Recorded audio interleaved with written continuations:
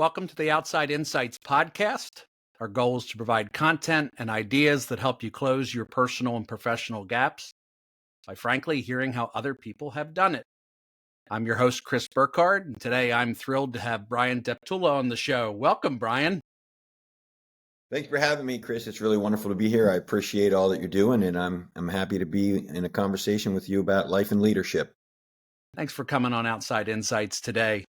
Bryan, I read every page of your book, Leaders Are Born to Be Made. I know it was based on a TED Talk, but I really enjoyed it, and I was really struck by, frankly, the story of your life, the evolution, the journey of life, the journey of leadership to get you to kind of where you are. And it's very obvious through that you're on a mission. You've gotten very focused on helping one person at a time get better at leadership. And you do it through lots of ways, and we're going to get into that dialogue. But I'm really hoping today that our audience can hear a little bit about how they may embrace their leadership opportunities. So kind of gives us a place to get going. But the title of your book prompts my first question.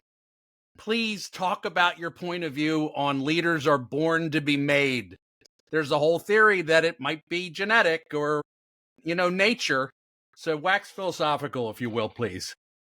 Well, thanks for that question. And it's the question that I get all the time, which was the stimulus behind the book. And so a long time ago, I was running a spring break organization. I was a national sales director, and it was right around the time that I started seeing sales decline that I had to ask myself what I was doing as a leader and whether or not I actually knew what I was doing. And so at the time I was living in Boston, well, actually Peabody in Massachusetts. And we started looking at ways to motivate our employees and find out what they could do to help create more revenue and more sales.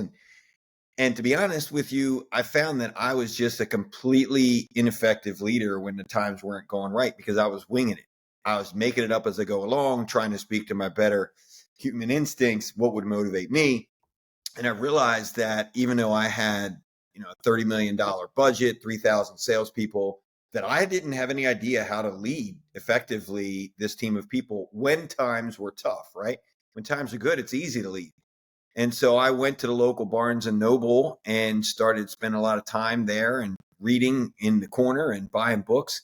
And like Matt Damon said in Good Will Hunting, you have a $30,000 or $100,000 education for the price of a public library card, right? Nothing better. That stimulated me to go back to school when I got my MBA and then my PhD. And I found myself talking to doctoral students, to businesses, Fortune 500 companies, and everybody would have their own opinion. Leaders are born, you can't fix them, either a lead or you don't. And then there'd be another group of people saying, no, you can train them and develop in. And then there was everybody else who just was like, I don't know. So I started to look into it. And I started this whole journey of figuring out, can everyone lead? Is it possible? Whether they will lead is a completely different story. So anyway, I started looking into this idea of the biological, neurological relationship between leadership behaviors and not. Turns out there's a bunch of studies done on twins to figure out why someone would lead and why they wouldn't lead. And there are some genetic markers, some of your DNA that is absolutely associated with leadership and leadership behaviors, whether you become a leader in an organization or have a title. But it only accounts for roughly 20 to 25% of the reasons or variance, if you will, of whether someone will actually become a leader. And so there's like 75 to 80% of the reason that people lead has absolutely nothing to do with their genetic makeup. And I just thought that was fascinating. And I wanted to unpack that for audiences and for people that really maybe don't believe in their ability to lead, or maybe they're running a gazillion-dollar company and they can't figure out how to get their employees to perform better. So I wanted to solve that and share those findings with people who are interested in helping others succeed in life and helping their own organization succeed. Bryan, I think it's incredibly honest because I think a lot of people do lead by instinct. They lead by, a pattern, and they do what works, right? So they repeat it kind of over and over again. And it's kind of that classic story. You take the high performer in anything, sales or productivity, and then you make them a leader, right? But they're not going through any mastery to become great at leadership. They were great at the widget making or the blodget making. So it's so interesting to hear you kind of talk about that. You've been on a heck of a journey. And obviously, in describing your book title, the kind of the thesis of your thinking, I mean, how do you go from running a private $30 million business to PhD to teaching the world about leadership? I know I just leaped a huge Grand Canyon Yeah. with that, but I think it's interesting to talk a little bit about pick a story. How'd you get all that going?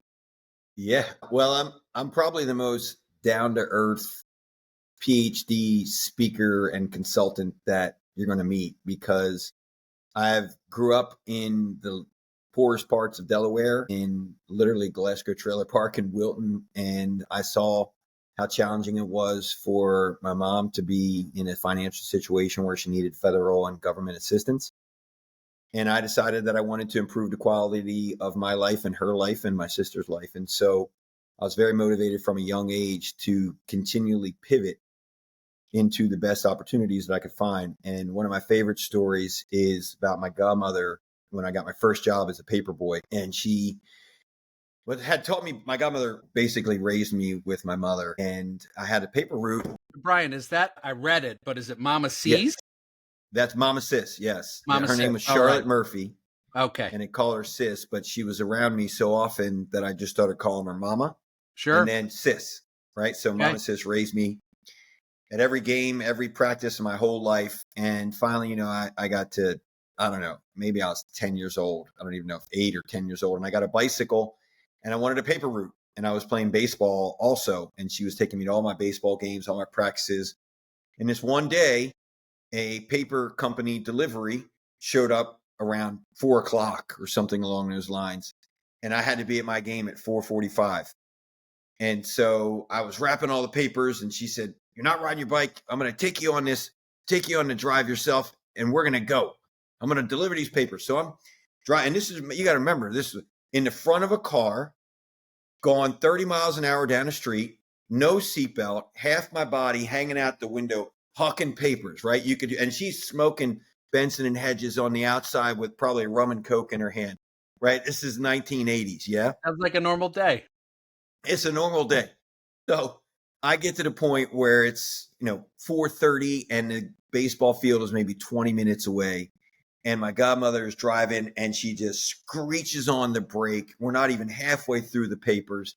And she puts on the brakes. We pull over to the side. I said, "What are you doing? Damn near you're going to kill me." And she said, "Son, you need to make a choice." I said, "What are we talking about?" She said, "In life, you need to figure out who you want to be and make a hard decision, because who you were cannot be who you become. And so you're either going to be a baseball player today, or you're going to be a delivery boy for the newspaper. Either your customers are going to be happy, or you're going to let down an entire team. You have to figure out which path.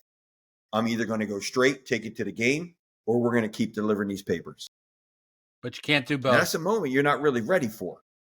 Yeah. So I said, "Hit the gas, lady." And we went to this baseball game, never to deliver a paper again. Turns out I was right. The demise of media in the printed form was soon to come. So to get to the point where I went from running a spring break company and living in Mexico for 11 years of my life, training international people, being a speaker or a corporate trainer rather, for a privately traded company turned publicly traded company, private company turned publicly traded company, and actually giving that up, giving over $200,000 in income up every year to go back to school with an MBA, was because I had my baseball newspaper moment.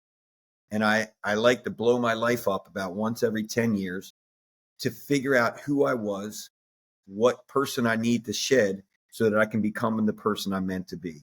Because I believe we're all in constant evolution as human beings, not just as a species, but also individually and collectively in our homes. And so if we can adapt and grow, then our titles, they're not as important as the knowledge that we share to help people solve things.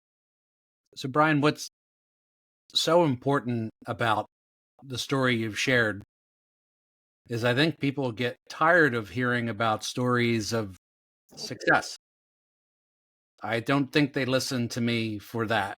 They want to know that someone else struggled, failed, made a mistake, and how they overcome.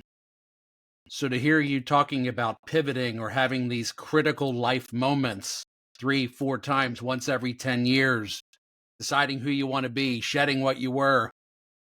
I mean, I think that's an earned life, a life well lived, right? But so many folks are afraid of those decisions. Now, this isn't necessarily what your book's about, but where do you find that conviction? Because I'm in the business, obviously, of helping people grow businesses, helping people figure out careers and their earned life. And what you do well, people really struggle with. They'd rather stay with a low-grade headache than deal with the change of what you've gone through, you know? Yeah, and I think in life it's important for us to look. We are generally wired as human beings. We either choose to relieve pain or seek pleasure, right? So when Yes. you're making choices, we want to make it all complicated and think, oh, well, there's a decision making process and there's a career path, and I think all that's kind of good that we can consider those things, but ultimately we are seeking to relieve pain or seek pleasure. And so I get to the point where I have grown in that role to the point of exhaustion. And when I'm not challenged and I'm not developing others, I start to get a little grumpy inside. And so I know that's the next evolution of me. And who's me? It's the future best version of me. I don't live to this, like, I need to find a career path. I need a 6-figure job. I need a corner office. I need to own a business. I don't do any of those things. I make the decisions that I believe are going to live to the highest quality of life. Sacrificed money, I've sacrificed title, I've sacrificed career. And I do that because in the end, I have a healthy marriage. I have 2 beautiful children. I can coach them at night when I'm doing, and I make the choices to run my businesses and my life in a way that bring me both joy and alleviate pain. And in business, I mean, Chris, and I'll turn this back to you in a second. I'm sure that you have stories where you go in and you help consult with people, and all the time people call me, they say, Bryan, what are you? And what I've become, and this is the truth here about where I see myself professionally now, is that I'm a business physician. I go into organizations, I treat pain. I took you to triage, I'll put you in some x-rays and MRIs and CAT scans of your organization, figure out where the toxicity is coming from, where your coronary arteries are blocking, where the communication collapses are. And I find these kind of illnesses for businesses like accountability anemia. I mean, come on, dog. I mean, can you finish your task? Can you not transfer me to the phone where I'm going to get less service? And so I just see that I get so many CEOs that call me in and they're in pain. And I, as a CEO or as a director of sales, and then as a CEO of my company, I wake up in pain every freaking day, not FU and FR. And I needed to alleviate that pain. So I created this building leader muscle model so that I could go in and talk to people about some very common illnesses that I find in businesses, and then treating them with either leadership interventions or keynotes or workshops. But the truth is, until I find the source of the pain, I cannot heal the organization. So I need to have conversations like this where I can tell you, I'm a CEO, I own my own company. We're talking to an executive. We share that pain. It's just that I have the knowledge, wisdom, and power to fix your pain that you don't even know exists. And I'm sure you see that, Chris. You go in, give me an example. I'd love to hear one. So a couple of things. The first thing is that you're talking about the book I did with my dad, Alan, Opposite the Crowd. For years and years, he always talked about the work we did akin to being a professional services specialist, a doctor, perhaps a CPA sometimes would use the reference, but in much of consulting and service delivery type work, it's like you're brought in on tax day to solve a really big problem when it's too late. And we've always talked about that, or maybe somebody's really, really sick and they're coming in when they should have had some preventative medicine, right? But I guess that is the way it is relative to the lines of work that we're in. People let things go to a pretty far point before they do something about it, maybe before they see it, right? And they just have a symptom, right? They have a poor performing business. They're not really sure what's wrong. To a previous point, you said, I always find, you're a very purpose-driven leader, business owner. I always find when people buy new suits, cars, the latest watch, when they're not clear on their purpose. Money becomes the driver when they're not clear on the reason that they get out of bed. And it's a very short-term solution, right? It doesn't work very long. And I'm not saying that I'm the wealthiest guy in the world, far from it. But certainly there are times early on when my family was getting established that car to put my two babies in seemed awful darn important. And that commission check to help get it there seemed awful darn important, right? So I kind of get that, In terms of stories, probably my favorite story about consulting is, I can tell the name of the business. Do you remember the Franklin Mint, Brian, up Oh yeah, near Media PA? They had the Lady yeah. Di doll and die cast cars that were really cool, and they sold the Elvis plates. And so actually for Placers, one of my board members was my largest customer there to this day. It's ironic in some ways, but we were brought in to diagnose what was going on in that business.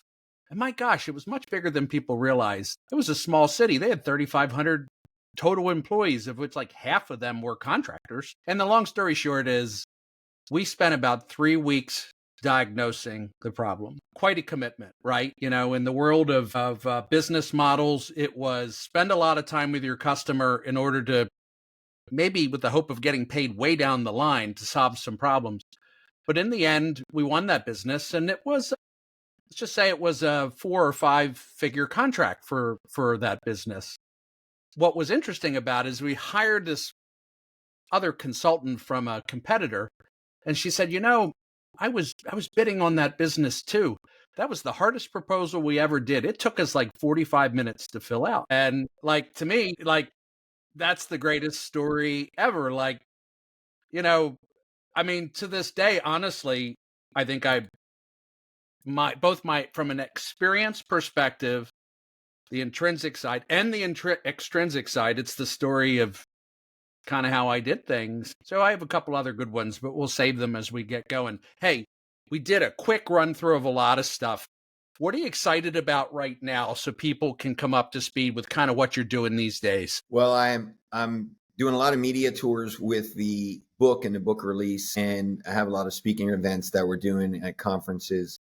Hospitality conferences are a big focus of ours because I find that I'm able to go into organizations with people who are running hospitality businesses and help them solve their problem by identifying some key main areas and then kind of figuring out what kind of remedies with treatments. And I find that when you diagnose an ill patient, and my patients are these hospitality businesses and banks and educational institutions that are really trying to grow and have hit a roadblock, or they found out that they have not the right people in place or the training and skills. And one of the things that I don't mean to pivot back to your book here, but one of the things that I liked about it was this idea that you had some interns and your dad said, I'll hire them and promote them fast.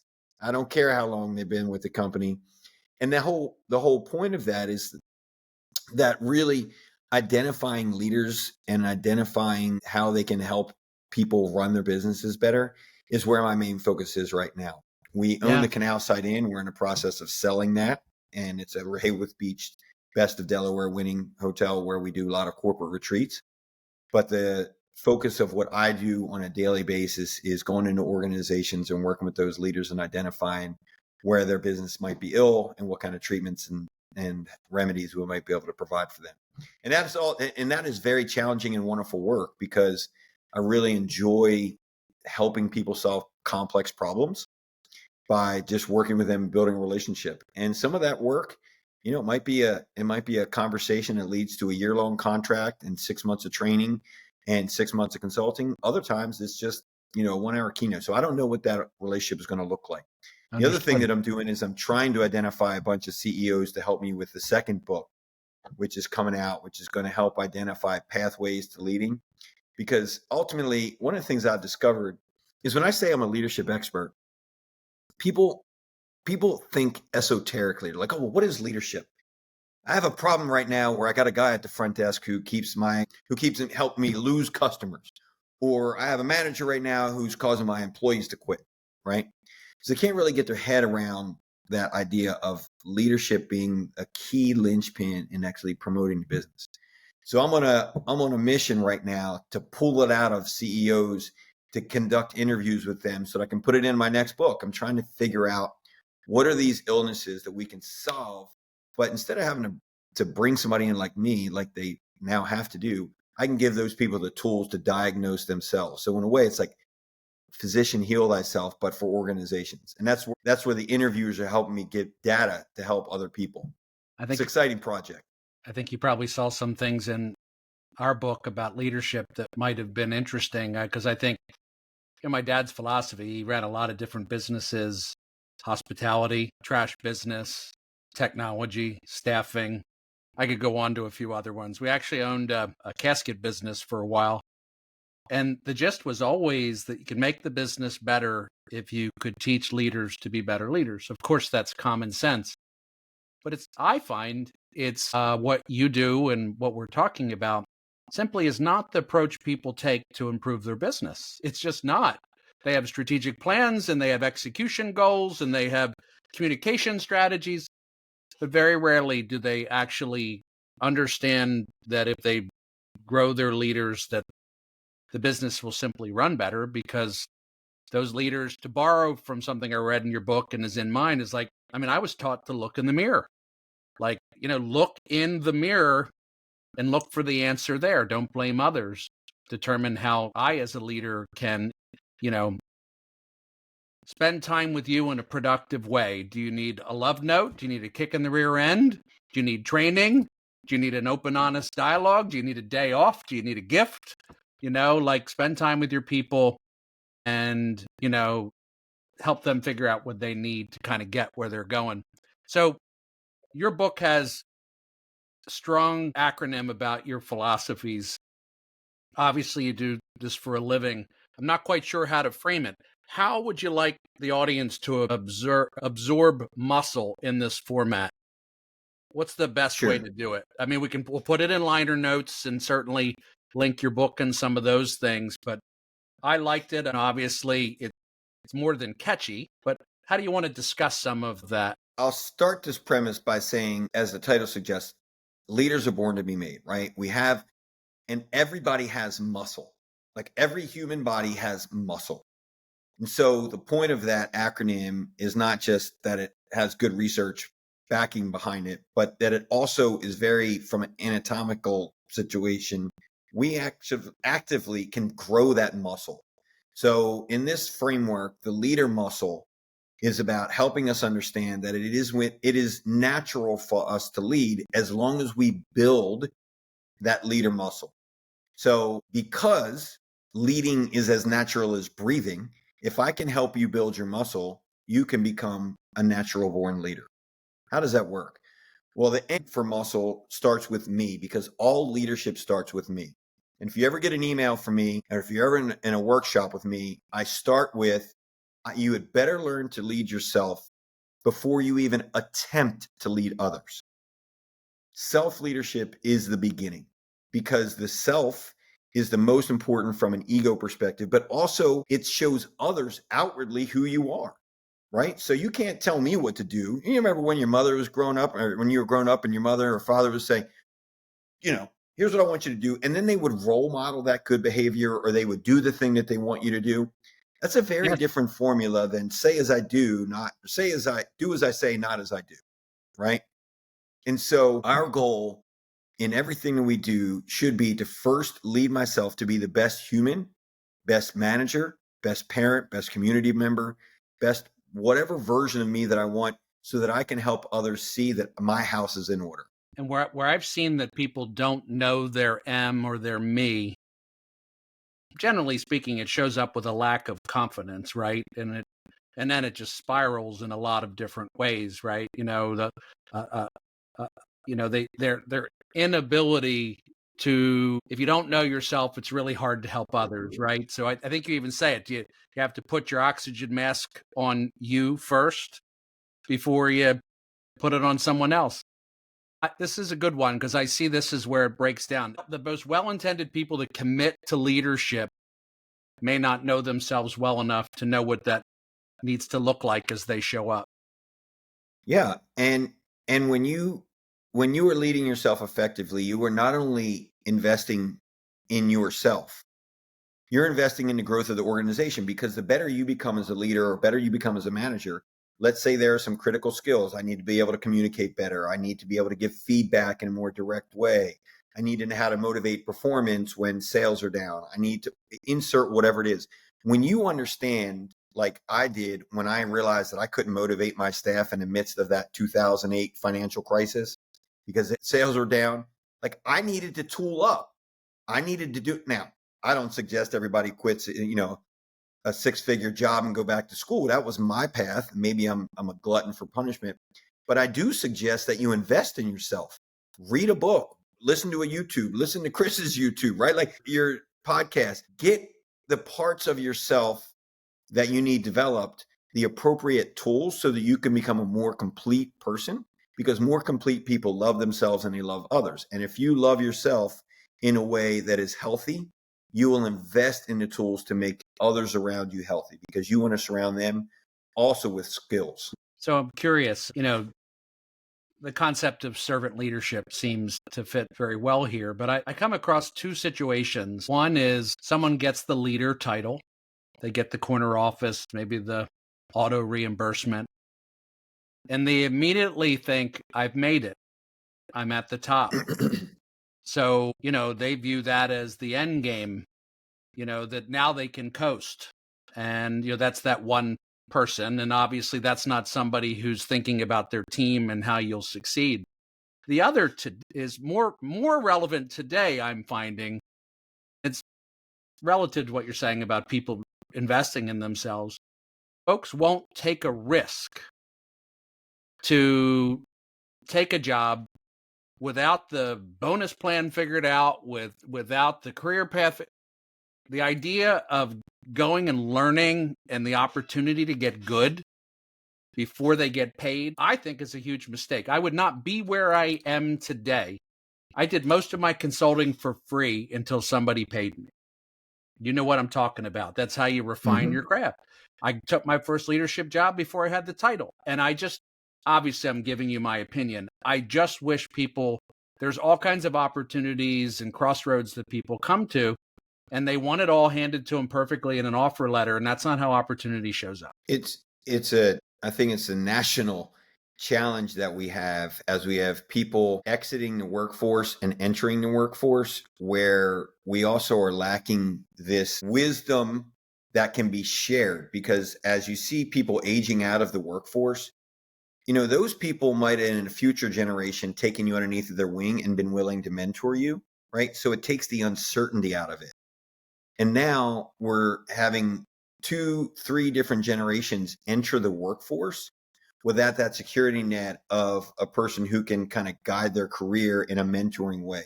So when I did my dissertation, I did it on mentoring and developmental relationships. And part of the challenge that we see is that folks who want that security, right, it's because they don't believe that they have the skill sets in order to perform. So they need like a guarantee.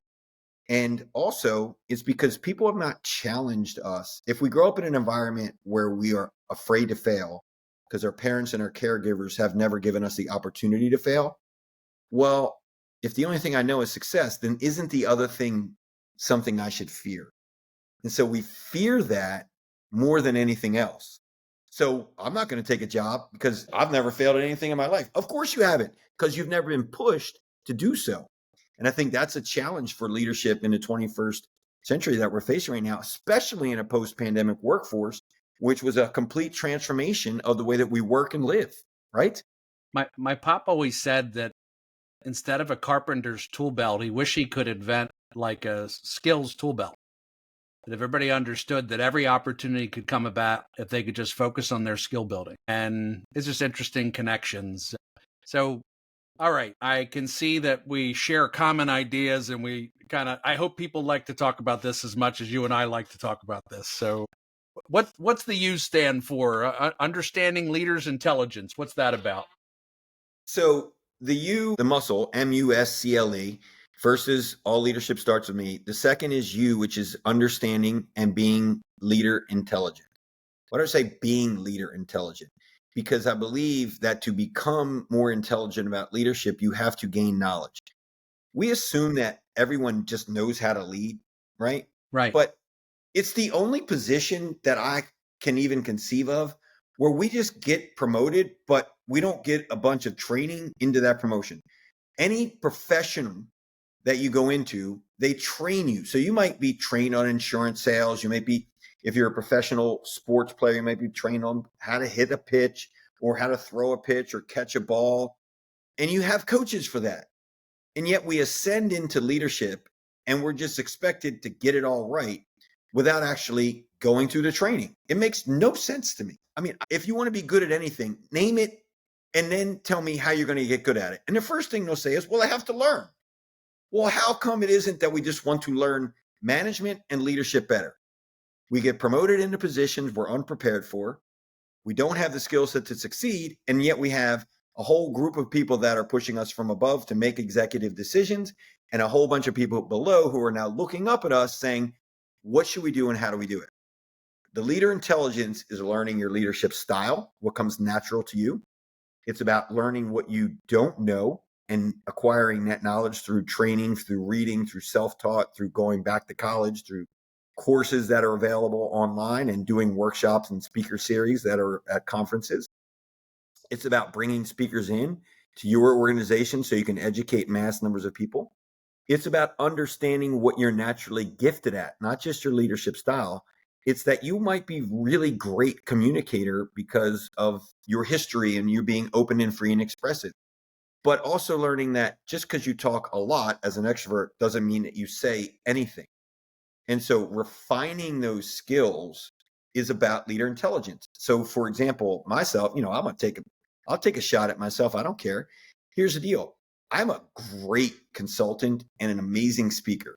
I mean, really, I reach into people's soul and touch their heart and make them want to be a better human being. And I give a darn about that because I genuinely believe in human beings and I want them to be better.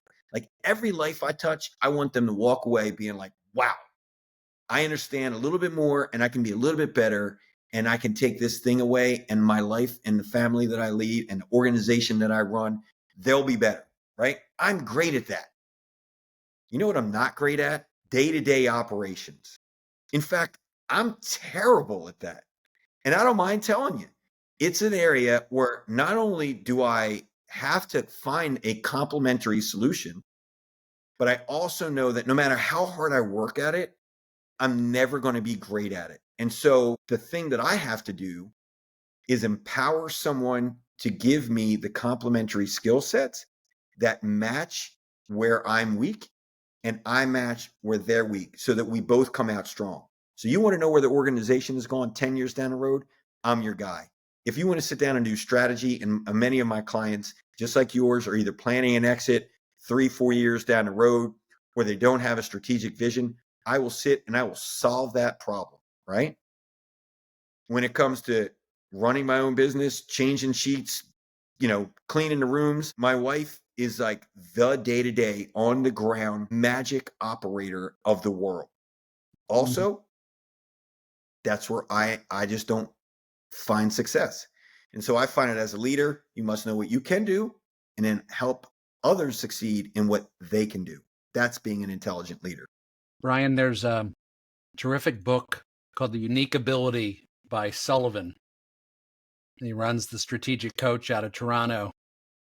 Was one of the first I ever read about that. So it's just wonderful about complementary skills. In particular, it's more of an entrepreneurial scaling business, but it applies to everything. That is for sure. And yet you have to know what you're good at, and you have to be able to surround yourself with people that are good at the things that need for the business to run. I question why your wife keeps you around, though. If you think about it, I mean, honestly. Right? Right? I mean, yeah. Quit talking them to death and I'll do all the work is what, right? That's what my wife always says anyway, So well, I like in your book where you're talking about this culture of one, where we have one culture of the organization, but also everybody needs to be a culture unto themselves, right? Like doing best for themselves. And I've really just appreciated how that investment in the self and helping people lead and train. Your dad and your family were doing things that a lot of organizations to this day still don't do. And so I think that's why we've become stuck in the middle, right? We have a bunch of execs who know what to do. We have some frontline staff, in this case, maybe some people serving tables or in the other organization at the front office. But there's this belt. It's stuck in the middle. These middle managers who have not been equipped to go up to the level in which they're participating and not equipped to elevate themselves to the executive level. So we need to invest in it. And that, by the way, is the S in the model, which is strategy. I mean, I need to know where I'm going, vision, how I'm going to get there, mission, and what behaviors and actions what behaviors are my actions going to align with. And those are my value systems. It makes sense to me. It makes me, your comment about the culture of one, the hardest thing, it just seems like with modern life, and I'm sure it is with training and homework and, people seem so time strapped, right? So with the culture of one, my dad and I always suggest, go take an hour on a Saturday morning and pick a part of your life and stare at a piece of paper, get started on it, right? And over, what we hear is people don't know what to think about. They don't know what to do. They don't know which one to pick. They get overwhelmed with choices. It's like, the grocery store of life. It's, it's very hard, but I think what's really important is the more structure you can give somebody around how to approach becoming a leader. I think it creates opportunities for all this thinking to shift to their life plan too, right? To their own culture. If you don't know your culture of what an M is, you're not going to be a very good, what's your leadership culture going to be, right? So I'll finish these last three letters in the acronym quickly, not because of their less importance, but because I think there's some other things for us to keep talking about. The C in the muscle model is about conflict. And I love conflict. I love it because there's so much energy that can get created from healthy conflict. And we spend a lot of time dealing with people who are conflict avoidant, which only makes the cycle continue to spin, or we give people who are over assertive and they want to dominate everyone through conflict. But instead of recognizing that conflict is either not avoidant or aggressive, there's lots of ways in which, and by the way, researchers way smarter than I have done lots of work on the types of conflict. Conflict has a very generative and giving power when we focus it in the right direction. And part of your job as a leader and a manager is to figure out what is healthy conflict and what kind of conflict can you use to create an innovative product, to find a solution, to put a work team together that is actively trying to create something that would create efficiencies, for example, and they can't see past the roadblocks. Well, sometimes in my own professional life, I've noticed that instead of offering solutions, people will fold up within themselves, and then the people who are dominating will end up winning the conversation. And that is a very unproductive and unhealthy way to find solutions to conflict. Because if everyone's not a part of that solution, what we're doing is we're only getting the extroverts or the people who are wanting to dominate maybe on some agenda. And so I invite conversation. Sometimes when I'm consulting, I'll actually go in and run a causal conflict workshop where we have a situation that is, is very pressing. I had a CEO the other day at an organization which I'm working for, and the whole training was supposed to be about your leadership brand, like who we are as an organization, what do we stand for, and what should people think about us when they see us as leaders, right? That was the agenda. And so the CEO walks in, there's 15 of us in the room, and he says, I want to start with this. And the CEO starts running the meeting. And that's my job. If I'm on site, I'm running the meeting. And so the CEO looks at me and says, Bryan, what do you think? And I said, well, I think before we do this training, we need to pivot. He said, what do you mean? I said, well, no one in this room is talking except for you, which means the only ideas in this room are coming from you. So I had everybody write down their ideas, literally put it into a hat, and then start pulling out these ideas and writing them on the board. And so it wasn't a brainstorming workshop. It was a way for people to communicate their thoughts without fear of retaliation. And so if conflict blocks you from creating a good solution, it's unhealthy. If it creates an unhealthy relationship, it's not good for the organization either. So I like to use the power of conflict. The L is for learning. We should always learn. And the E is for being an entrepreneur and doing that either as a business owner or doing it as an employee inside the organization, something we call intrapreneurship. I think you give advice in the last paragraph of that chapter on entrepreneurship that everyone should go get themselves some entrepreneurship exposure. And you made me smile because I think you're right. The world would be a lot better place if everybody could go through some of those experiences, right? Absolutely. Yeah. Absolutely. And what about your journey? You're an entrepreneur and a consultant, right? And so how are you managing both of those businesses? And a podcast superstar, apparently. Aspiring. Aspiring. I think the one common theme in my storytelling is I'm aspiring to be great, but never there, right? Like the humble part of always have that aspiration to do so. Honestly, the work I do is all interrelated. And it all came really clear during the pandemic to me, really, really clear, in that it seemed like all of a sudden, as the world was shutting down, job seekers, friends, family, community, clients of all kinds started to just say, what the heck do I do?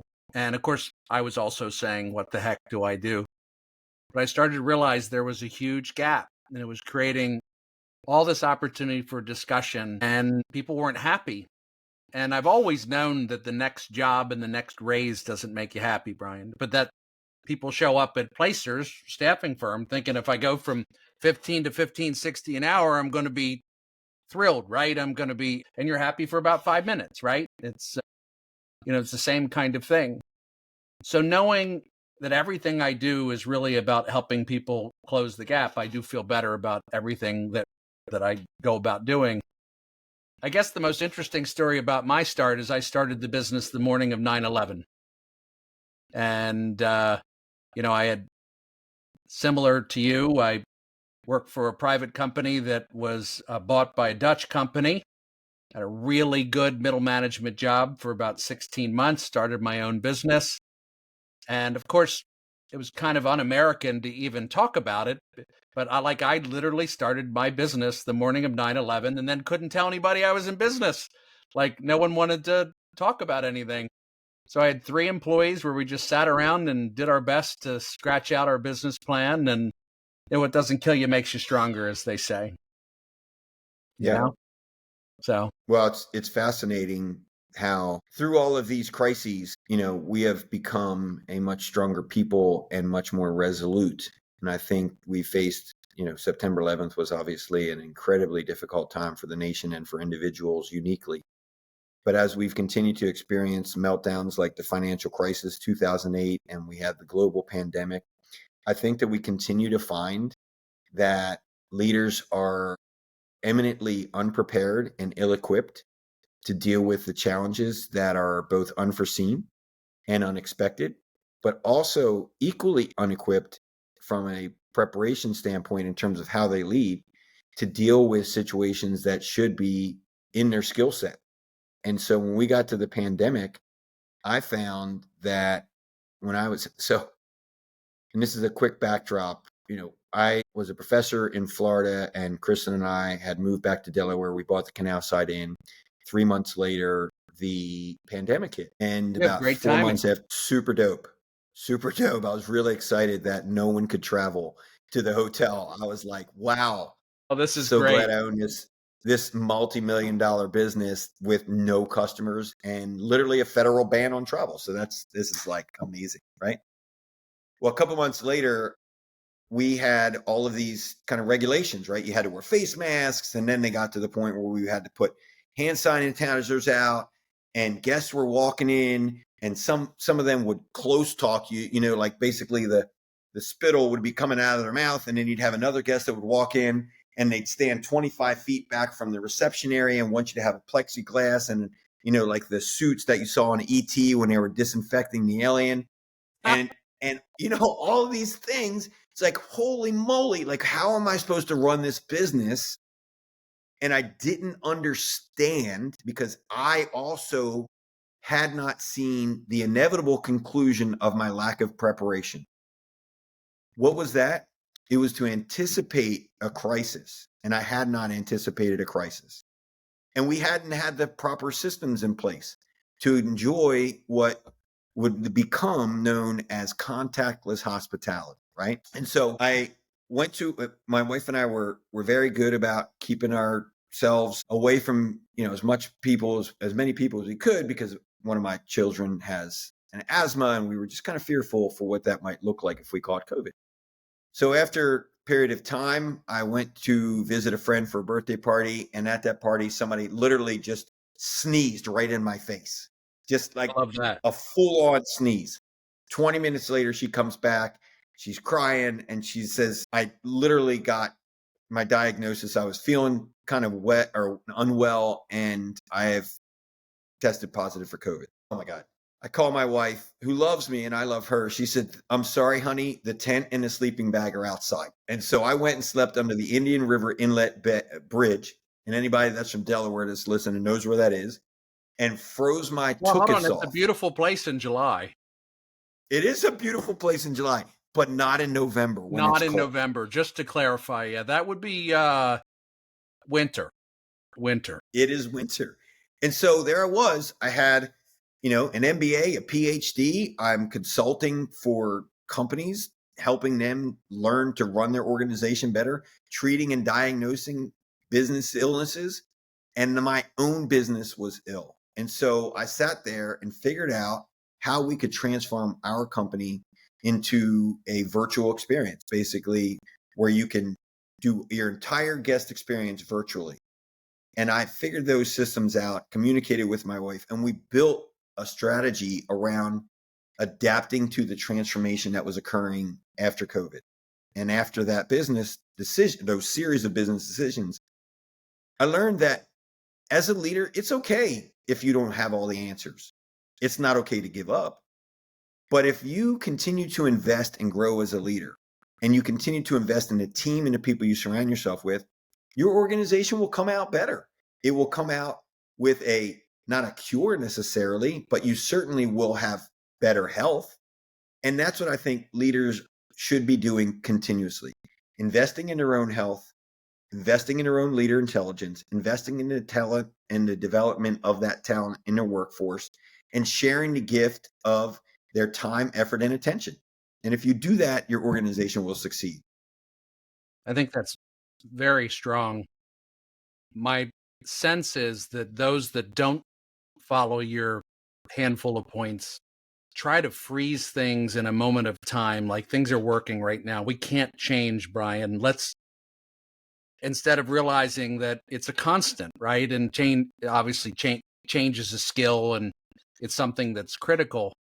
And I'm really speaking from my own failure there, that, not realizing that there is an ebb and flow, that there is a shift in markets, a shift in companies, a shift in industry, shift in trends, and that it just marches on. The pandemic just accelerated so many things that were already begun, right? I mean, so many things.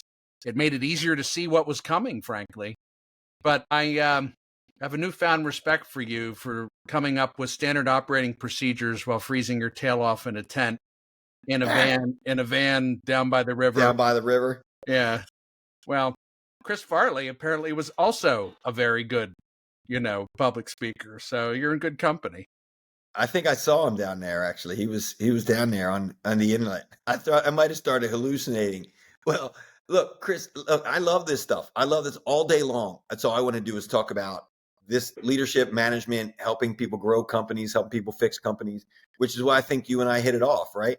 And if your interest is in helping and guiding, and not, I need to make X amount of dollars, you just give yourself under that process. We could sit here all day long and just talk about one problem or another and try to fix it. And in fact, I have thought many times about this idea. There are groups out there that meet, peer advisory groups, but this idea of getting together a bunch of smart business owners and community members who can just talk freely about their challenges, and leading some of those groups to a place where they're running their businesses and their lives more healthfully and more profitably, Like that would be a great initiative to have. And we certainly don't have that as much as we need it in lower Delaware. Well, and I think you're right, and we can maybe take that idea offline. Not that the audience can't hear it. Is that I think my experience is that those what exists is a little too engineered for that audience, for me, for you. And what we want to do is come to dinner once every 6 weeks or once a quarter and have a topic and engage with a peer. We don't want all the stuff in between. At least that's my, having run a few think tanks and a few exchange groups. It's sort of, if you can lean it down, that's, something that people are interested in. So, Bryan, people are with us so far. They're 52 minutes in and they're thinking, I need to sharpen my leadership. I want to become a better leader. Obviously, they've listened to us. Any other lessons or items that you feel are important for those folks that are considering your journey? I can tell you one thing, having a PhD doesn't make you any smarter. It just means that you're willing to endure and suffer through earning a doctorate, right? Yeah. What I can tell you is that if I have any piece of advice for everyone, is that to start leading is to start looking at yourself as the most important individual that you can work on first. Mm-hmm. Okay. Get your house in order. And you do that by asking the people that you interact with most of all. Talk to your spouse, your partner, your children, the people that you work with daily, and ask them, how do you see me? Am I doing the right things? And when I communicate, am I clear? Am I concise? Am I giving you the direction that you need? Am I temperamental or emotional? Go beyond surface level things and make people feel safe in giving you feedback, because it's only when you have diagnosed yourself and acknowledged that you need to change that you gain any credibility telling other people how you'd like to help them improve their life. So there is no magic key. There is no specific cure for you if you're a terrible leader. The thing to do is when you start to lead a person of one, you still have led, and leader we must call you. How long do I do that type of work? Can I get it done in a couple of weeks? Is it going to take me a quarter? It's going to take me 6 months for people to notice? Well, I just turned 50 2 weeks ago, and I am still trying to figure it out myself. So, Understand. If the people that if you care about others and you want to live a better life for yourself, then it will never stop, Chris. That's why people, one of the things that kind of chaps my hide a little bit is people I get a lot of calls about coming into organizations and say, oh, we come talk to my group. I'm like, yes, I can. So, and then we'll work on a fee or work on a schedule or we'll build a relationship. Some stuff I'm willing to do at a lower cost. Some stuff is full rate, but I'm always shocked at how people will buy stuff, right? Like they'll buy machines, they'll buy beds for their hotel. But when I say, I'm going to charge you X and I'm going to lift up, let's say 50 people in your organization, and each of those people will make, let's say $1,000 decision that they wouldn't have made without this training. And I'm charging you this nominal amount. It never fails that people look and they're like, I don't know if it's worth it. What do leadership do? And it's because if you buy a bed and you put a guest in it, you can see the return on investment. But human beings are not amortize the bed. You can amortize the thing, right? But the thing is, when you invest in a human being, they make a series of decisions over time that affect many individuals that you may not see. And so the best investments are in human beings because human beings create sustainable long-term growth in your organization. It is not an overnight cure. It will not remove your headache. I can give you some systems and processes, absolutely. But if you want to really become a great leader and a great manager or an entrepreneur who runs your business, first, figure out that this is not going to be an overnight fix. Find out where the greatest source of pain is. Get yourself a mentor. And then start developing yourself. And it's going to take you a lifetime of learning to lead. And you're going to screw it up a bunch of times. I screw it up running my own businesses. And then I just look at them like, that maybe that wasn't a great decision. I'm going to try to do better. So it takes a lifetime, Chris. I think that's superb. So we're coming down the home stretch. I always ask the question, what advice would you have for your 21-year-old self? But you used 9 and a couple of other ages in there. So you can pick the age of who you'd like to give the advice to of yourself. What advice would you give yourself? To quote, and if I live my life like this, but I'm going to quote the philosophy stated by Matthew McConaughey, is just keep LIVIN. I mean, no truer words ever spoken. You got to keep pushing, Yes. Sometimes it's not going to work out. This is actually a lesson that I will learn, actually, upon reflection. I always think just but I also think that if you set your goals and you pursue means to achieve those goals, in the end, the picture that you have in your head may not be completely accurate, but you will achieve your goal. So here's an example. When Kristen and I decided to start our consulting company 12 years ago, 16 years, whatever, number of years ago, it was like 2009 or 10. Okay. We were walking in Kristen's hometown and we were living in Boca Raton at the time. And I was going to school at Florida Atlantic University. And we came up with this idea that we were going to buy an inn in Key West because it's got great infrastructure. There's lots of tourism. And we were going to sell corporate retreats and run an inn for only corporate retreats. We're going to move from Boca Raton to Key West and be done with it. Well, after I graduated, that didn't happen. I got a job as a professor in Seattle, Washington.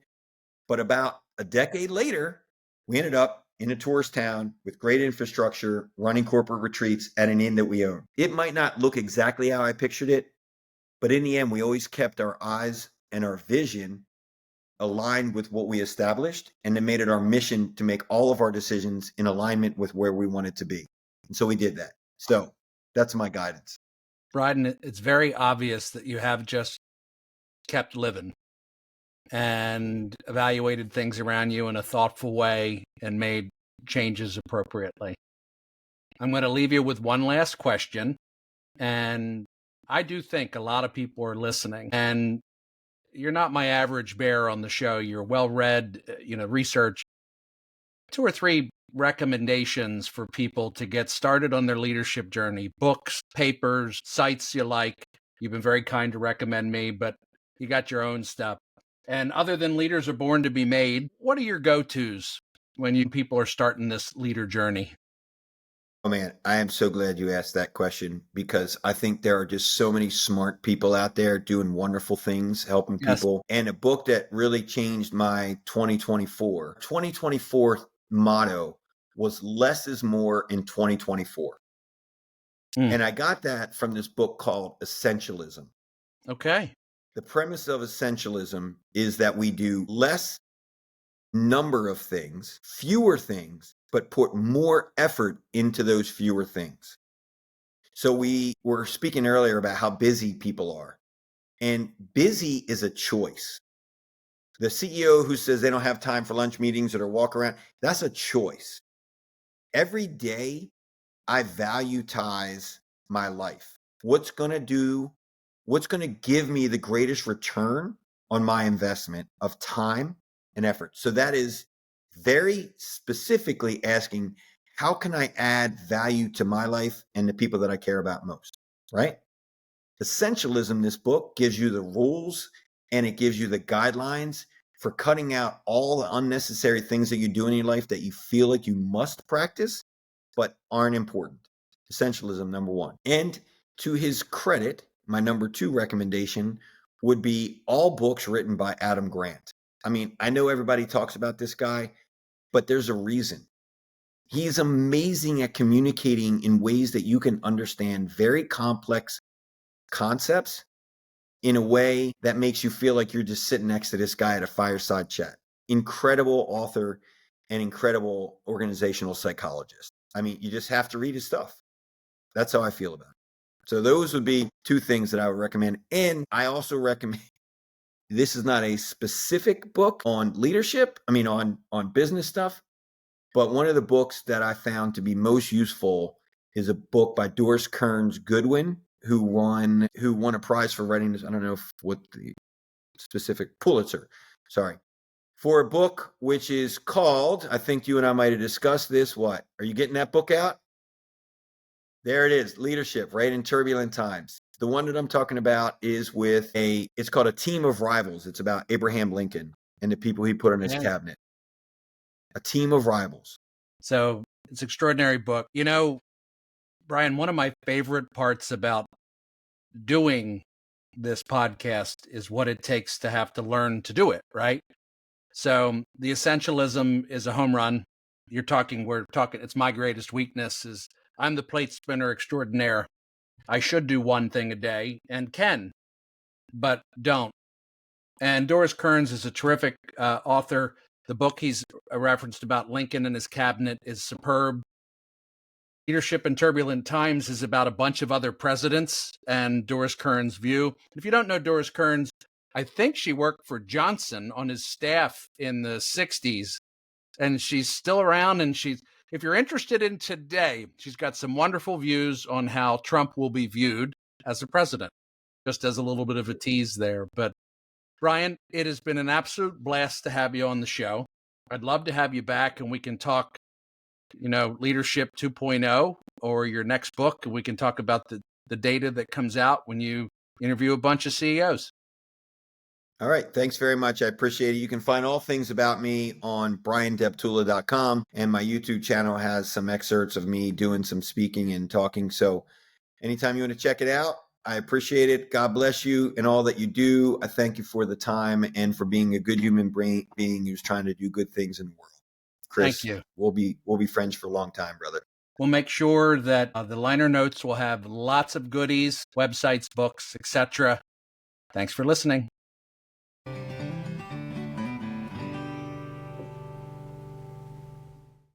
Last year, my dad, Alan Burkhardt, and I released our book, Opposite the Crowd. It's January 2024, and we've released the paperback version of the book, and it's now available on Amazon, along with hardback, Kindle, and audio formats. We've adjusted the price to be more accessible for everyone. On Audible, it will cost you a credit, or you can pay outright. If you'd like to get the audiobook a little cheaper, you can look at Spotify and other outlets that sell audiobooks. We have the links to where you can find it in the show notes, so take you straight to it. And Opposite the Crowd. If you want the life you want, you got to know who you are.